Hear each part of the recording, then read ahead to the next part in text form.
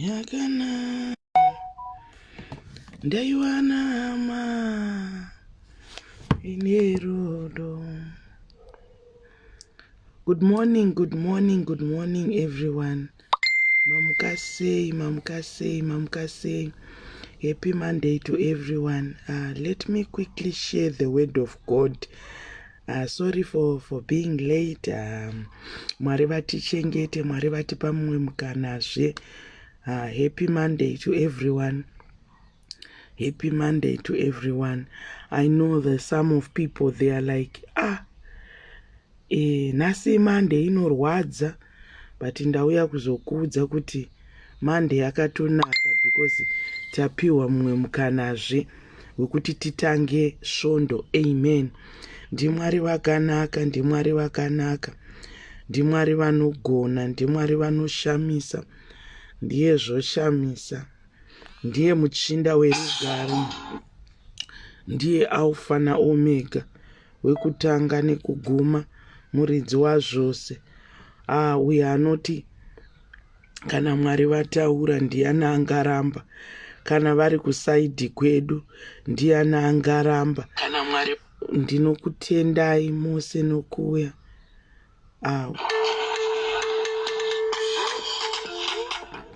Ndimwari wakanaka, ndimwari wakatendeka, ndiJesu zvoshamisa.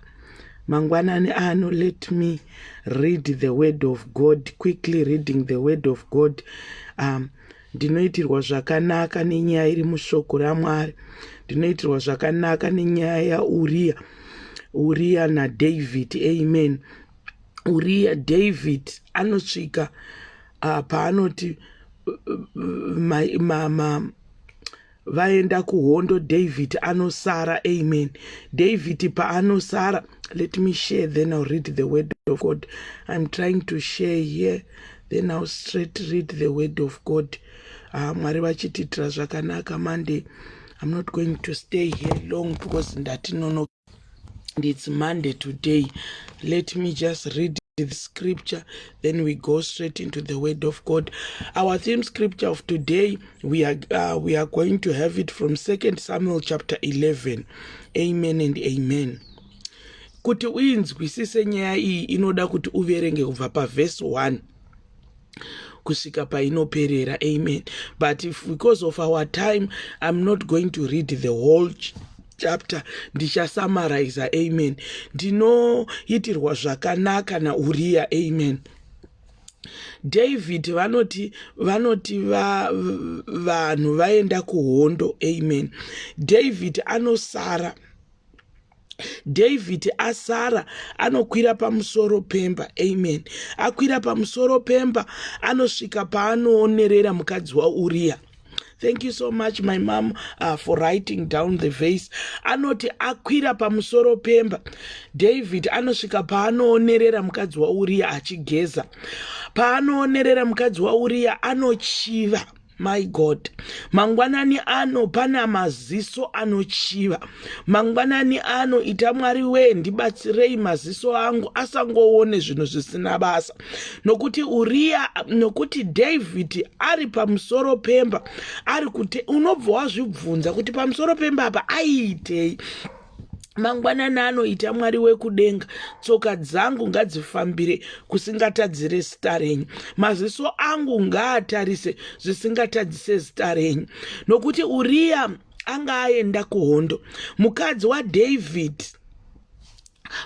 waDavid anoti ari kugeza anosvika paanoonererwa mukadzi waUria anosvika paanoonererwa naDavid. David anosvika paanochiva mukadzi waUria. Mangwanani ano dai Mwari vatibatsira.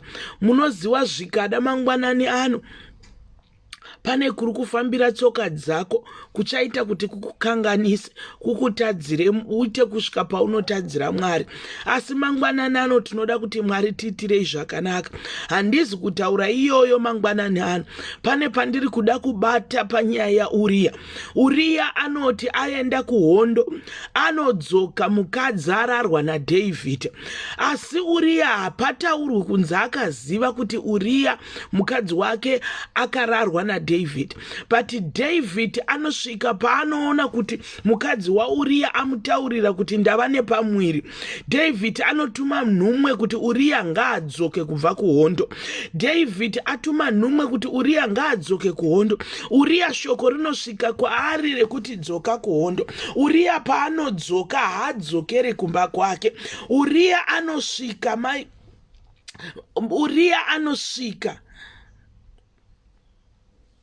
anosvika panoti adzoka kubva kuhondo. Uria haaburukire kumba kwake. Uria anogara kumukova kwanga kune vamwe varanda. Mangwanani ano pane mweya wekungopomerwa. Mangwanani ano pane mweya wekungoitiswa. Mangwanani ano pane mweya unongokuteerera so wekuti hauna kuita ichocho, but unosvika paunodhonzerwa kuti upomedzerwe kunzi wakazviita. Asi ndinoda kutenda nemurume anonzi Uria, nyasha dzakanga dziri pamusoro pake dzekuti Uria akasvika paanoti adzoswa kubva kuhondo, haaburukire kumba kwake achisvorara nemukadzi ane mimba isi yake. Mangwanani ano kune vakapomerwa. Mangwanani ano ndinozviziva kuti une nyaya inokushungurudza yekuti vanhu vakainzwa hauna kuiita, asi unenge wakuchinzi wakapomerwa. Mangwanani ano ramba mweya wekupomerwa zvausina kuita. Uria anondiitira zvakanaka nekuti Uria anoti ashedzwa naDavid kuti ngaadzoke kubva kuhondo. Asi chandifadza pamuchinda uyu Uria, inini ndinoti Uria ane the spirit of discernment. Anoramba kuenda kunorara kumba kwake. David anonzwa zvakare kuti Uria haana kurara kumba kwake. David ramangwana anoshedza Uria, amushedza Uria, anobika vogodya vogomwa, Uria ogodhakwa. Asi still Uria haaende kumba kwake. Anorara zvakare navaranda pamusasa. Mangwanani anoramba mweya wekupomerwa zvakashata. Mangwanani anoramba mweya wekungoti paitika chinhu unongonzi newe wakanga uripo. Mangwanani ano kuna vanhu vari kupikira mhosva dzavasina kupara. Mangwanani ano kuna vanhu vakabatwa nemhosva dzavasina kupara. Mangwanani ano kuna vanhu vari kuchema nezvinhu zvavasina kubatana maoko avo. Mangwanani ano kuna vanhu vari kushayiswa mufaro nezvinhu zvavasina kuita. You were not even involved with that situation. Wakanga usipo. Asi mangwanani ano tinoti Mwari wekudenga, dai matipa nyasha dzamakapa Uria dzekuti Uria haana kuburukira kumba. Kunyangwanga aploterwa kunzi abve kuhondo auya arare nemukadzi wake, nekuti mangwanani ano dai Uria akasvika pakurara nemukadzi wake, ndofunga zvaingonzi mai vane mimba. Kune hanzvadzi dzedu dzakapomerwa mimba dzavasina kumborara nevakadzi avo. Kune hanzvadzi dzedu dzakapomerwa mimba dzisi dzavo. Asi mangwanani ano ndinoti kana iri mhuri yekwedu iyi yekupomerwa iyi, kuna vakapisirwa musha, kuna vakatukwa mangwanani ano nezvavasina kupara. Munotongonzwa kunzi pamba apa pana varoyi, asi imi mai wenyu havazivi kana mudzi. Asi pane zvinenge zvangotaurwa nekuda kwekupomerwa. Asi mangwanani ano ndinoti svika paunoramba mweya wekupomerwa zvausina kuita. Svika paunoramba mweya wekupomerwa zvausina kuita. Be like Uria wekuti anonzi adzoka kuhondo, anonzi ngaandorare kumba kwake. Asi Uria mahari haabvumi kunorara kumba kwake. Chinondinakidza kuna Uria, anotaura kuti ndinganorare sei kumba inini vakwangu vari musango, hazviite kuti ndinorare hope mumba. Mangwanani ano pana anofanira kuramba. Mangwanani ano, may you have the spirit of discernment. May you have the spirit of discernment. Unosvika kupi uchichemedzwa, unosvika kupi uchipomerwa isiri yako, nekuti Uria akanga ari kuhondo. Asi David paanosara achirara nemukadzi waUria, ndoka panozonzi Uria ngaadzoke kubva kuhondo. Nekuda kwekuti David aida kupomera kuti nhumbu ine mukadzi ndeyaUria. Mangwanani ano kune vane mweya wekupomerwa. Mangwanani ano kune vane mweya yekupomerwa. Ramba mweya wekupomerwa mangwanani ano. Ramba mweya wekupomerwa mangwanani ano. Ramba mweya wekupomerwa mangwanani ano. Pana vanhu vanopika mhaka dzavasina kupiripa, pana vanhu vari kuchemedzwa zvavasina kuita, kuna vanhu vakadonha nezvinhu zvavasina kuita, kuna vanhu vakataurwa kunzi vakaita zvakati zvamusina kuita. Asi mangwanani ano ndinoti takura nyasha dzaUria. Uria anoramba kupomerwa, Uria anoramba kupomerwa. Ramba kupomerwa mangwanani ano, ramba kupikira mhaka yausina kupara. Ita Mwari ndibatsirei mangwanani ano. Tinoda vana Uria vanoti kunyangwe vadzoswa kubva kuhondo, anosvika paanoti nandirari kumba. Mangwanani ano pane yaunofanira kungosenza in the spiritual realm, yaunofanira kungoramba kudai so. Kuna vakadzingwa mabasa, kuna vakadzingwa mumarriages, kuna vakadzingwa nemabusiness partner, usina kumbopara kana nyamaka, kungopomerwa kudai so. Asi mangwanani ano takura nyasha dzaUria dzekuti David anomuti ngaadzoke kubva kuhondo, achida kuti aende anosangana nemukadzi, asi Uria haaendi kundorara kumba. Mangwanani ano pari kudiwa vanoramba mweya wekupomedzerwa. Mangwanani ano pari kudiwa vakomana nanamai vanova the spirit of discernment. Usangobvume kungopomedzerwa, usangobvume kungobatanidzwa nezvisingabatanidze iwewe. Be like Uria anoti haiwa ina handisi kuenda kumba. Ramangwana David anobika vogodya nokumwa, asi Uria futi haadzike kumba kwake, anorara pamusasa namachinda. Mangwanani anorara pamusasa namachinda. Zvinorwadza kani. Just imagine David ndiye akanga atosara akarara nemukadzi waUria akasvika pakuita nhumbu. Asi David nekuti anoti akangwara, anoti Uria ngaadzoke kubva kuhondo nekuti aida kutipomedzera nhumbu. Ramba mweya wekupomedzerwa mangwanani, ramba mweya wekupomedzerwa mangwanani, ramba mweya wekupomedzerwa mangwanani. Unongosimudzirwa mhepo kana pabasa pakanzi pabiwa, iwe usina kumboba, unongonzi newewo waba. Pakakangonzi pashayikwa chakati, newewo pari kungofambwa kudai so, newewo wangobatanidzirwa. Pari kungotaurwa kudai so, newe zita rako rinongobatanidzirwa. Ndatiramba mweya wekupomedzerwa mangwanani, ramba mweya wekupomedzerwa, ramba mweya wekupomedzerwa, ramba mweya wekupomedzerwa. May God give us the spirit of discernment like what he did to Uria. Uria anototi ashedzwa kubva kuhondo, Uria haadzurukiri pamba pake. Uria aendi kunorara nemukadzi wake, anoti aiwa ndiri kuda kurara pano pamusasa. Mangwanani ano pana anofana kurara pamusasa, mangwanani ano pana anofana kurara pamusasa, mangwanani ano pana anofana kurara pamusasa. Nyaya yekupomedzerwa inorwadza. Dai Mwari vatiitira zvakanaka mangwanani ano, dai Mwari vatiitira zvakanaka mangwanani ano, Mwari vatigonesa, Mwari vatichengeta. Mwari wekudenga, Mwari wenyasha, Mwari wenyasha, Mwari wenyasha, Mwari wenyasha. Mwari wakatendeka. Ukaverenga unotoona pa 2 Samuel chapter 11 verse 12. David akati kuna Uria, gara pano nanhasi, mangwana ndichakutendera kuenda naizvozvo. Uria akagara Jerusalemu zuva iri neramangwana. Ipapo David akamudana, akadya nokumwa pamberi pake, akabatisa nedoro. Zvino madeko akabuda akandovata pamukova kwaiva navaranda vashe zvakare. Haana kuburukira kumba kwake. Mangwanani anoramba kuburukira munjodzi. Mangwanani anoramba kuburukira where the devil has plot for you. Mangwanani uri kurongerwa naSatani. Asi ndauya kuzokuudza, ramba kuburukirwa where the devil is plotting. Vakagara matare mangwanani ano, vakagara matare paweekend, vakagara matare pakati peusiku, vari kuda kukuwisira pasi, vachiti paanongosvika chete.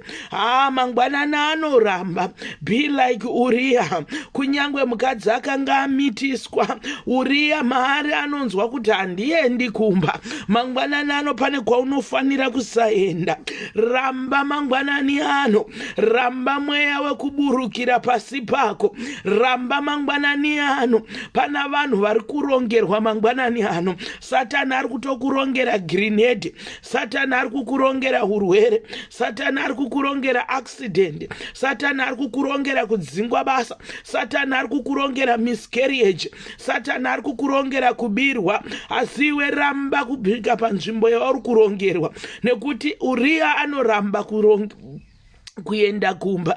Mangwanani ano devil is busy. Satani akamira kana ari kuronga izvezvi. Asi ndati mangwanani ano ramba. Just be like Uriah.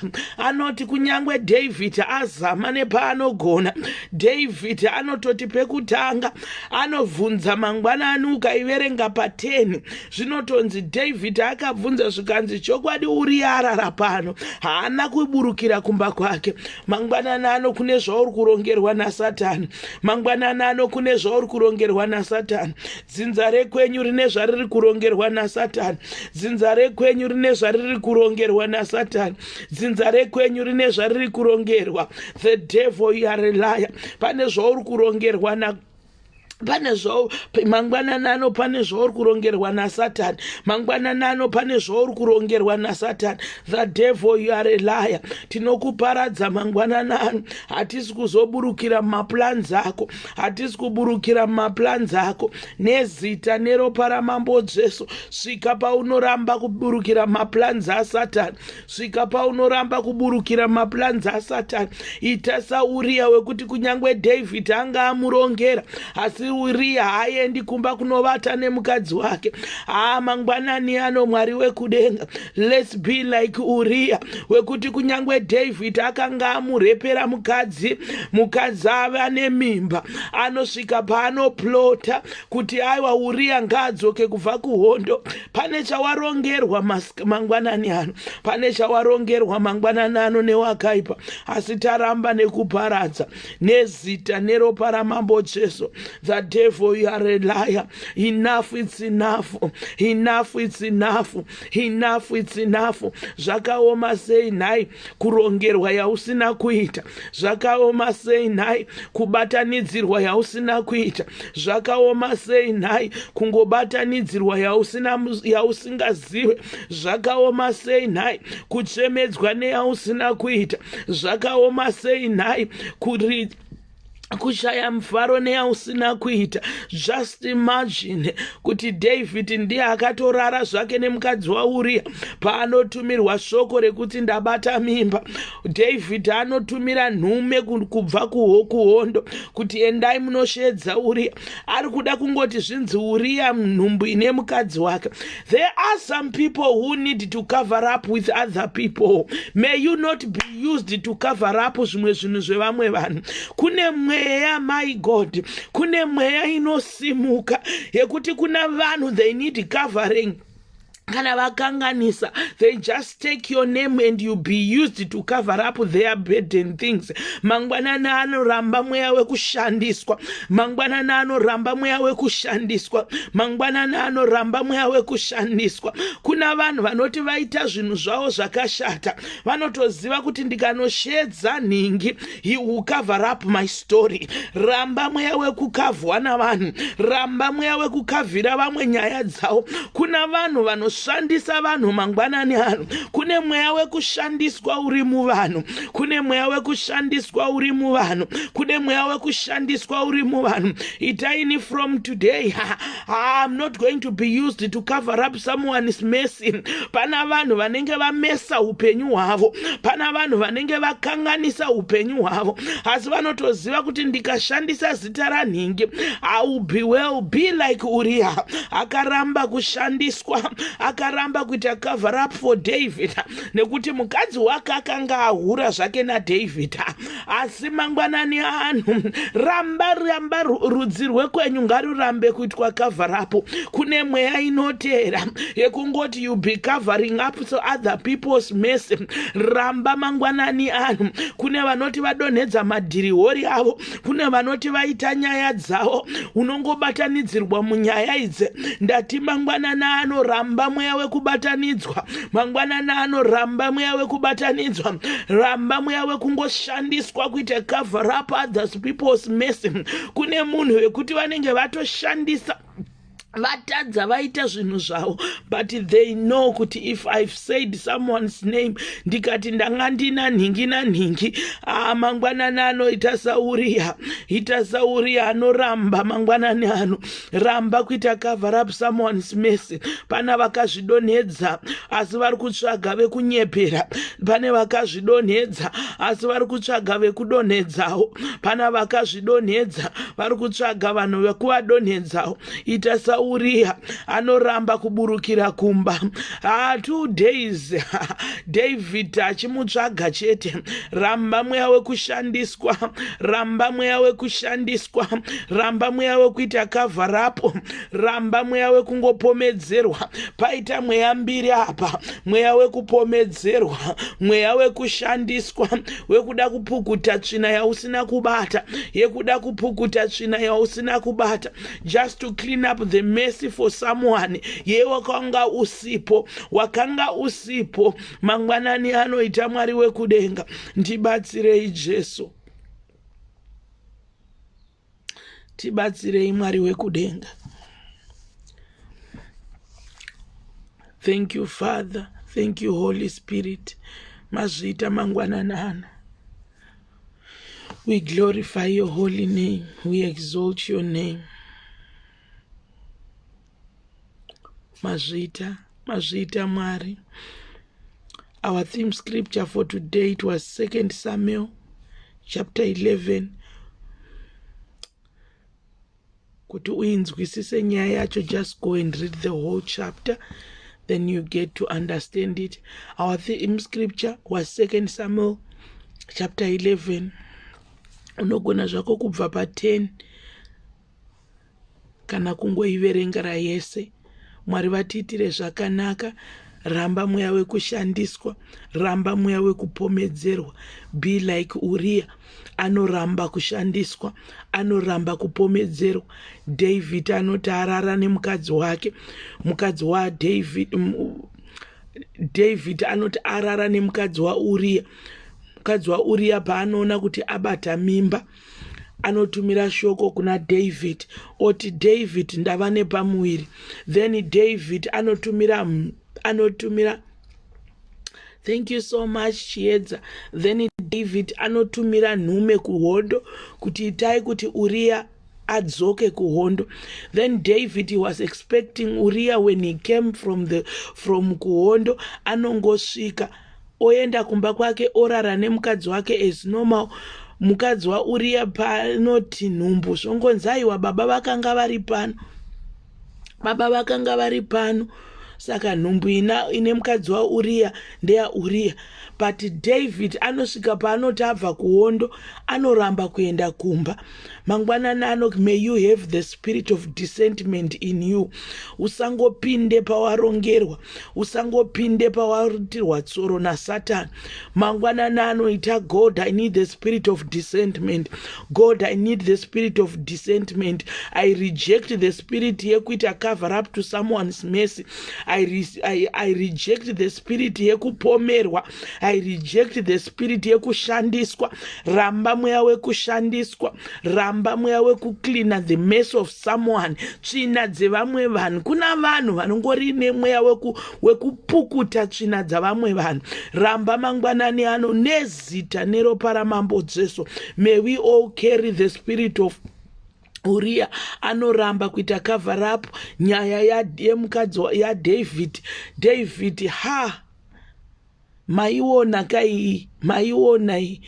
That's why all the time I always say, people, we have to read the word of God. I can see lot of us tikanzwa nyaya tinorohwa nehana zvakanyanya, tinova nekushungurudzika kwakanyanya, tinova nekushaya hope kwakanyanya, tinova nekunyeya kwakanyanya. Sometimes because zvinenge zviri zvitsva kwatiri. Just imagine kuti David arara nemukadzi wemunhu, akutoti murume yeye ngaadzoke kubva kuhondo, auye arare nemukadzi kuti nhumbu yake yeDavid inzi ndeyaUria. My God, you see how devil works. Hapana chiri kuitika pasi pezuva pano guys chisina kuitika mushoko raMwari. Zvinhu zvizhinji zviri kuitika right now zvakaitika mushoko raMwari. Asi tinoda kutakura nyasha dzekuita sana Uria wekuti haasangani nemukadzi ane nhumbu yeumwe murume. May we pray for our kids. May we pray for our kids. Vana vedu vakomana. Ukadzika nayo Uria anosvika pakuuraiwa naDavid. My God. Ukadzika nayo Uria anosvika pakuuraiwa naDavid. Chaita kuti Uria auraiwe chete ndechekuti David is now shy. Akunyara kuti zvinzi Uria aripo shuwa, ari kurarama ari mupenyu, onzwa kuti mwana ari kuzvarwa nemukadzi waUria ndewaDavid. May we pray for our sons. May we pray for our brothers. Ukadzika nayo unotozonzwa panonzi Uria anozotonyorerwa tsamba zvonzi ngaaende pamberi pehondo akabata tsamba. My God. Let's pray for our kids. Let's pray for our brothers. Kufira zvinhu zvavasina kubhara zvinorwadza. Ukatodzika nayo David akatozotomuraya Uria, akazotomuraisa Uria. Chaurayirwa chiUria, kuurayirwa mukadzi wake. My God. Kuurayirwa mukadzi wake Uria ndo akafira. May we pray so that our sons and our brothers wasasanganawo nezvakasangana naUria. Be blessed everyone.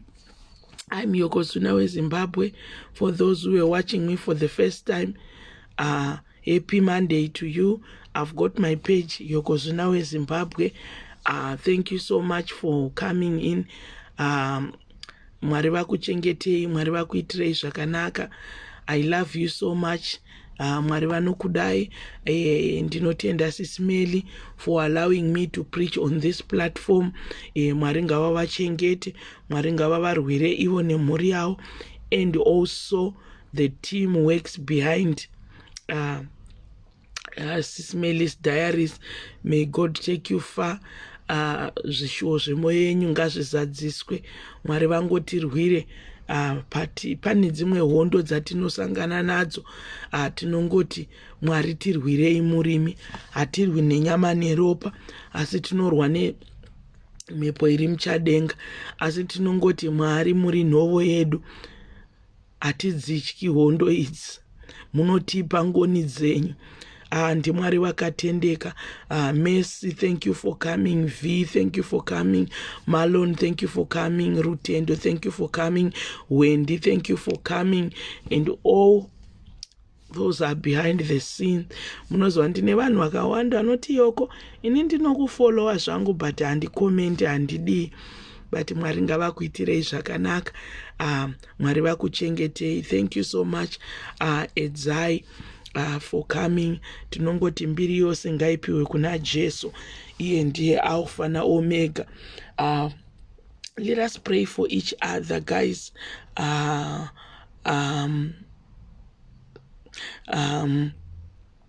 let us pray for each other, guys.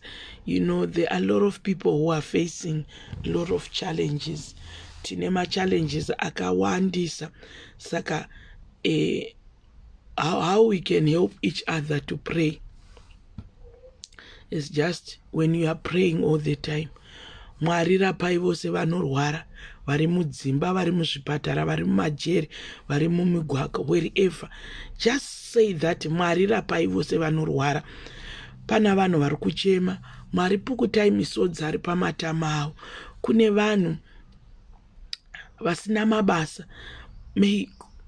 Mwari vhurai mikova yemabasa. You know, let us just pray for each other, although you don't know her name, but just mentioning, you know, all those situations. Vasina mabasa, vari kurwara, Mwari weshirikadzi nenherera, Mwari wezvirema, Mwari wevapfumi, Mwari wevarombo. May you God open the doors for us. Mwari rangarirai nyika yedu yeZimbabwe, rangarirai nyika yatigere, rangarirai. I speak a blessing upon everyone who is in the foreign land. If you just mention that, kuti Mwari ndinotaura ropafadzo raAbraham for whoever who is in the foreign land. Saka zviri kureva kuti watonamatira munhu wese ari muforeign land, watomutaurira ropafadzo raAbraham. Zviri ngodiwa munamato wako Margaret Ncube, for you to say this, and mumwe munhu otovhurirwa mukova. Memory, just for you kuti Mwari rapai moyo yevanhu yakaputsika. Mumwe munhu anotorapwa because you have mentioned that. Precious, kungoti Mwari rapai vanorwara vari muzvipatara. Mwari vana vari muzvikoro vachengetedzei. And for you just to say that, watonamatira nemwana wangu, watonamatira nemwana wamagi, watonamatira nemwana wamendi, watonamatira nemwana whoever. Mwari chengetedzai vana vedu vari kumaboarding schools. Watonamatira vana vese vari kumaboarding schools. You know, that's the way we help each other to pray for each other. This year, we want to be like Christians vasina makaro nekungozvinamatira iwe nemhuri yako. Let us just pray kungoti Mwari, everyone who is in a foreign land, bless them.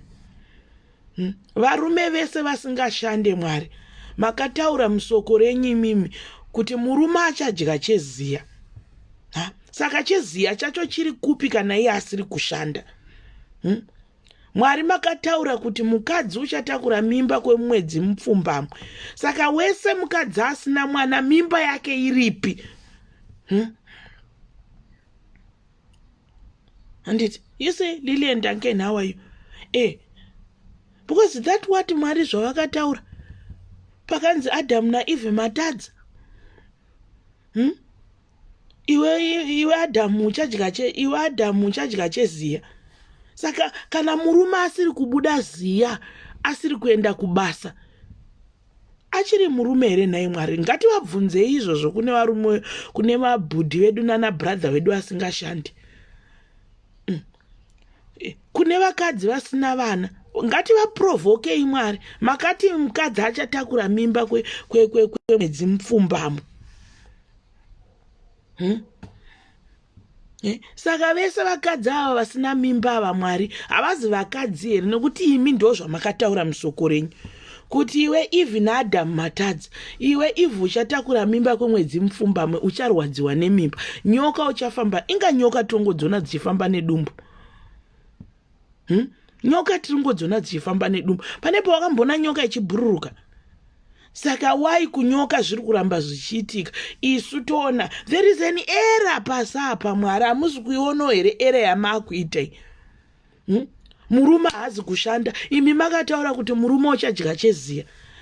You know, when you are, sometimes when you are praying, chimboita unga uri kutovaona Mwari wacho uchitovakotera mavhesi awo uchivabvunza. Vabvunze kuti saka imimi kana makataura kuti Adamu uchadya cheziya, sei murume wangu asiri kushanda? Ziya racho riri kubuda kupi? Sei hanzvadzi yangu isiri kushanda?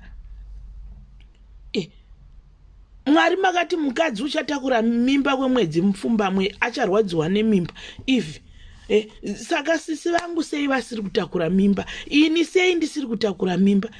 Nyoka Mwari ndiri kungodziona dziri kufamba, makati nyoka ichafamba nedumbu. Hapana pandakamboona nyoka isingafambi nedumbu kubva pandakazvarwa. Ndiani akamboona nyoka ichibhururuka? Ndiani akamboona nyoka inotofamba nedumbu no matter what?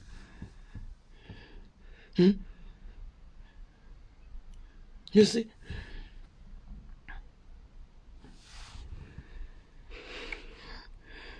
Saka pane pekuti, so when you are in prayer, chimbovasunga Mwari neshoko ravo iro. Where are the plans? Makati you have plans for us to prosper. Konai Mwari zvandongoramba ndingori panzvimbo 1. Where is my prosperity? Makataura kuti you have the plans for me to prosper. Jeremiah chapter 3 verse 33 inobvati.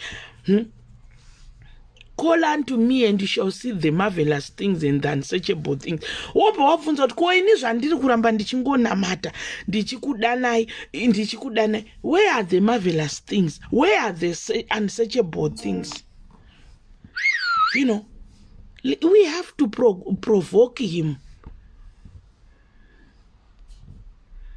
Musharukwa anoda kubhuyiwa nawawa musharukwa.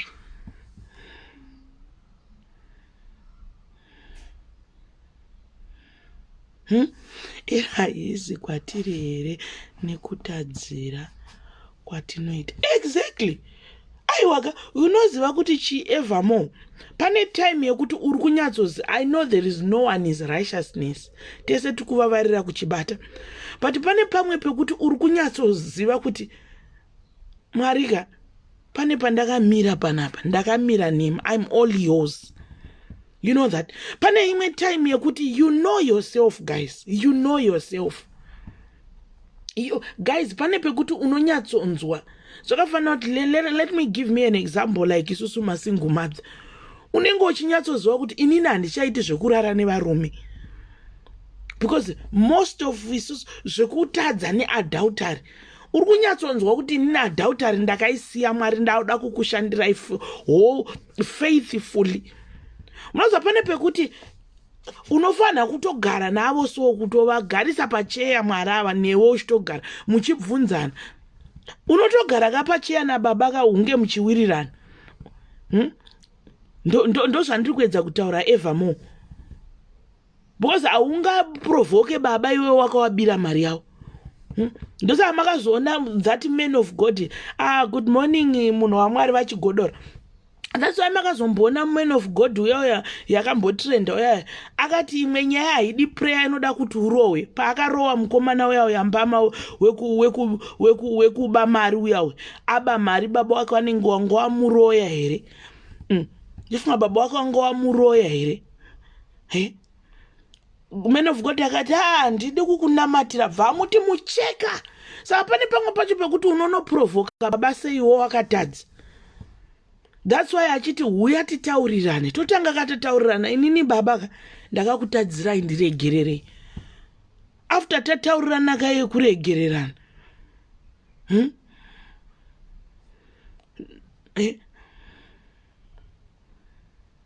You see?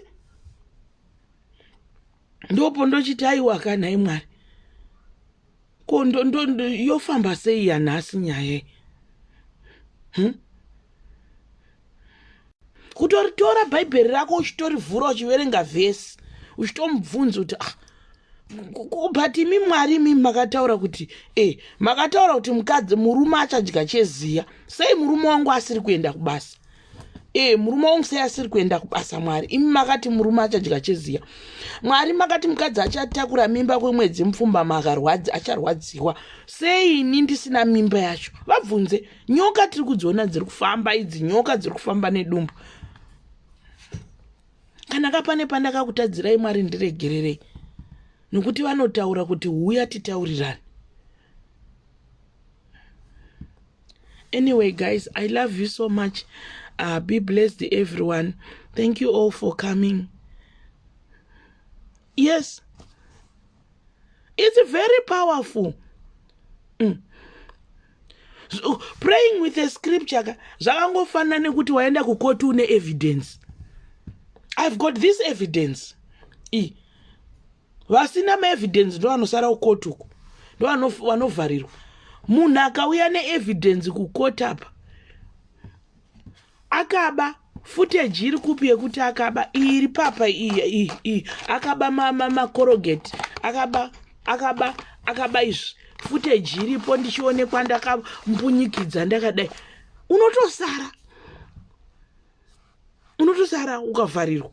Saka is the same with praying nekuvasunga shoko ravo Mwari koko kuti shoko renyu imimi ibenyu, shoko renyu ibenyu, ririmo shoko renyu iri shoko renyu ndariverenga iri Mwari rataura kuti murume achadya cheziya. Shoko renyu rakataura kuti makagadzira inonzi chi garden, magadzira garden makazoita Adam na Eve kuti vagaramo vachishanda. Saka ini rangu garden riripi? Vabvunze Mwari kuti saka rangu garden riri kupi rekuti ndishande. Uchitorirowa iroro vhangeri iroro, uchitodai bhaibheri iroro, uchitoridai. Handiti. Okay guys, thank you so much. Happy Monday to everyone. Munoziva kuti chi prayer ine mavhesi, prayer ine shoko raMwari, it will open those closed door. It will shut those doors which devil has been opened. Devil hatombodi munhu anoziva shoko. Devil hatombodi munhu reloaded with the word of God. Ndosaka muchiona Satani asingade kuti tiverenge bhaibheri. Hadi. Because anoziva kuti if you are loaded with the word of God, hauna nyaya inokuvhundutsa. Hauna chinhu chinokuvhundutsa. Because the time you are loaded with the word of God, panoitika chinhu chekuti Satani ada kupinyingidza kudai so, then the Holy Spirit will remind you the word of God. Ipapo, the Holy Spirit will remind you the word of God. The time you are being reminded by the word of God, you are now gaining power. You have started being strengthened.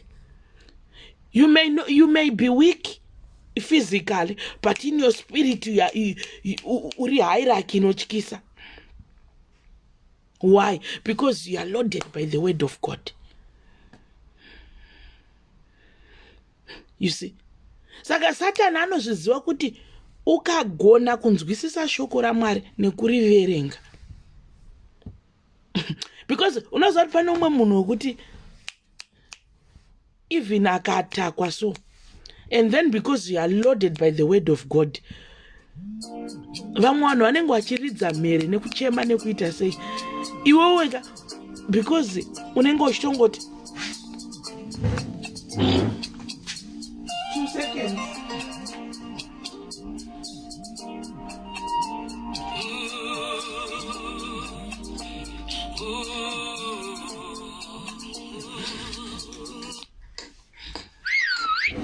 Because you are loaded by the word of God, and it makambozviona kuti mungave mumhuri so muri maKristu mese, but tese we are Christians. Pamwe muri medu tese we are Christians, and it but pane chikero chinoitika so, kwete chekujajana, chekuti a person who is loaded by the word of God, nenuo zvangu ndinongoendawo kuchechi kungoti isusu kumhuri kwedu tunoenda kuchechi.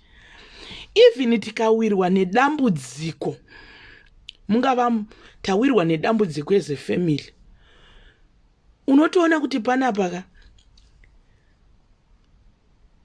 tinoputsika zvakasiyana. I don't know if I'm explaining it properly. Let me say, just for 5 minutes, then I drop off the live. I don't know why this is coming. Zvakafana kuti mumba munofiwa kana kuti ndimai kana kuti baba. Unoona vamwe vanoti handei kumagati, handei tinobvunzira. But pamwe mese munotopinda AFM. Chechi yekumba kwenyu pamwe mese muri mazayoja, pamwe muri maAFM, pamwe muri mawatchtower, pamwe muri ma7th day, pamwe muri Pentecost church, muri vanani. You know, mese munotozikana kuti pamba apa vanopinda zayoja, vanopinda AFM, vanopinda whatever church yenyu. But pamwe inonzi mutemo wekuchechi kwenyu haubvumidze kuita izvozvo zvekunobvunzira. But unotoona kuti we are 7 in a family. Tese tiri kuti tiri maAFM kana kuti tiri mazayoja kana kuti tiri whatever chechi dzatinoenda. Idzi ndiri kuda kumbotaura nevepentecost. Ndimbombate vepentecost anongoziva wese kuti anoenda chechi yepentecost. Munoziva kuti hatibvumidzwe kuenda kun'anga. Our doctrine neshoko raMwari. Doctrine neshoko raMwari. Because most of the time madoctrines anowanzoguidwa neshoko raMwari. But the doctrines anokotwa nezviri kuda kuti munhu the founder of the church kuti church yake inge achirana akaita sei. Handiti. So like me, let me say ku AFM hatibvumidzwe kuenda kun'anga, hatibvumidzwe kunovhunzira, hatibvumidzwe kunoita makuwa. Kumba kwedu kune muchitozikana kuti tiri maAFM akakwana. Machirema regalia yesaya tinawo akazara mumba. But tinoti patinenge tafirwa namai kana nababa kana nani, unotoona kuti mumhuri munogona kutoita munhu wana anoti kana asikana ini ndarwadziwa nekufa kwababa kana totombofana kuti unombofamba. Pogoita mumwe munhu wekuti mumhuri imomo anototi kufamba kuenda kupi? Don't you know kuziva kuti rufu murayiro waMwari? You know, those verses are start downloading. Tinozviziva kuti munhu shoko raMwari rinotaura kuti munhu ukabarwa chasara uchadini uchafa. And then you start that word which is akaempowerwa naro mumu anotanga kutaura kuti of course rufu inzira raMwari. But vamwe veve kungoti hatina shoko ndo patete akufunga tuda kuziva kuti baba wakafani, tuda kuziva kuti mbuya wakafani, tuda kuziva kuti tete. So you see kuti unotozviona kuti tawirwa nedambudziko, who is empowered by the word of God mumuri chaimo. Because the word of God, it helps you kuti pawawirwa nedambudziko mweya mutsvene unokudzosera musoko kuti iye amuri kuchema yamai mwana iye kuti baba wari kuhura iyi. Iwe David akahura mushoko raMwari, akauraya nhingirikini, akauraya mukadzi, akaurayisa Uria nekuti anga achiwa. Jehovha watotanga kunamata kuti Mwari ndinorayira mweya weupfambi wapinda mumurume wangu. You see, koita nyaya yekuti nhingirikini anonzani akarara Tamari akararwa naatezvara. But unoona umwe munhu akanzwa nyaya yanda kupedza data kunzwa kunzi atezvara nemuroro wakararana, zvinoita kuita kutekeshera paFacebook kudai pamaintaneti paYouTube. Why? Zviri kuita kunge zvinyowani because hauna umbobvira waverenga shoko raMwari ukazvinzwa. But kana wakambozvinzwa unotongoti yo konai Mwari mweya uya waTamari anonzani atezvara wake wanonzani atezvara waTamari anonzani waakapa tsvimbo anonzani Judha. Wototi yo saka mweya waJudha uchirimo muvanhu wakutotanga kutonamata kuti Mwari mweya waJudha hatiudi mumhuri medu. You see?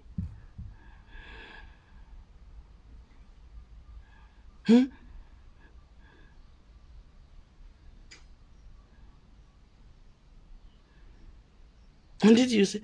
So if you are pana dzimwe nyaya so zoti sure unototi but yeah, if you are empowered by the word of God, you just simply say saka Judah achiri kurarama naye Mwari. Wototi saka Judah achiri kurarama here naye Mwari. Wotoona kutoti let's pray kuti mweya wa Judah uyo usaramba uchiteera. Like iyo yataverenga scripture yanhasi yekuti anonzani alright, anonzani David akaurayisa Uriya nekuda kweruchiva. Anyway guys, tobatana later. It was now just a discussion, empowering each other with the word of God. Be blessed. Chengetwai inindi chengetwe.